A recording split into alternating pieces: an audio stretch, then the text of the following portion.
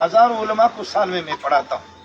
मैंने बड़े बड़े उलमा देखे, हर एक की खुशबू अलग है, हर एक पर मेरे माँ बाप कुर्बान जाए, हर एक की खुशबू अलग है, लेकिन जिलासी की खुशबू अलग थी। जिलासी की खुशबू ही अलग थी। और अगर आप उसको पहचानेंगे नहीं, अब तेरी याद आई तेरे जाने के बाद, अब तेरी याद आई तेरे जाने के बाद, अब हम पहचानेंगे तो अब फायदा क्या होगा? अब क्या फ़ायदा होगा कि आपकी मौजूदगी में हमने आपसे क्या इस्तिफ़ादा किया, आपकी किताबों से क्या इस्तिफ़ादा किया। हज़रत अक़दस शेखुल इस्लाम मौलाना तक़ी साहब ने बहुत पहले एक मज़मून लिखा कि ये ज़माने का रूमी है। लोग अंग्रेज़ भी रूमी को जानते हैं, अंग्रेज़ भी रूमी को जानते हैं। और आज से 7 साल पहले की बात मुझे याद है, अखबारात में मैंने पढ़ा कि अमेरिका में किताबों की जो सालाना नुमाइश लगती है किताबों की स्टाइल, तो मसनवी मौलाना रूमी के इंग्लिश में भी तर्जुमा हो चुका है।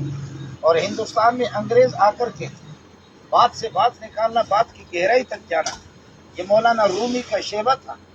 और अल्लामा नवाज़ शाह कश्मीरी जैसे इंसान भी वो कहता है जन्नत और जहन्नम को, मबदा और माद को मैं बुखारी और कुरान से समझ न सका, मौलाना रूमी से मैंने समझा।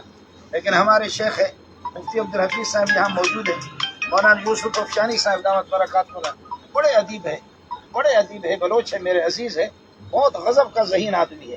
कहते मौलाना मंजूर, लोग मौलाना रूमी को रोते हैं, लेकिन जलासी रूमी से भी बड़ा आदमी। जी हाँ,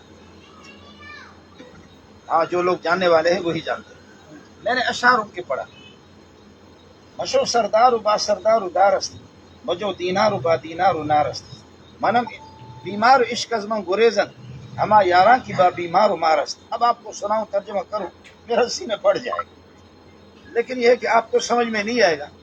पूरा कसीदा मैंने गाड़ी में मैंने मौलाना अफशानी साहब को सुनाया। वो चूँकि खुद एक अदीब है, सुनाते हुए अफशानी साहब झुक गए, सर झुक गया, कहने लगे मौली मंजूर, अल्लाह की कसम ये अशार इल्हामी है, ये किसी आम इंसान के नहीं। कहने लगे कि ये इल्हामी है, ये इल्हामी अशार है। मैं खुद मुफ्ती अब्दुल हफीज़ को मालूम है, जामे फारूकिया में इमाम भी रहा हूँ, खतीब भी रहा हूँ, उस्ताद हदीस भी रहा हूँ, मुफ्ती भी। उलमाए किराम हमारे सरों के ताज है, ये उम्मत का सरमाया है। उनकी ज़िंदगी में ही उनकी काम से इस्तिफ़ादा करें, उनकी कुर्बत हासिल करें, ताकि आखिरत में अल्लाह हमसे राज़ी हो और दीन इस्लाम की जो उलूम है हमें मुंतकिल हो जाए। लिहाजा इस वीडियो पैगाम को लाइक भी करें, आगे शेयर भी करें, चैनल को सब्सक्राइब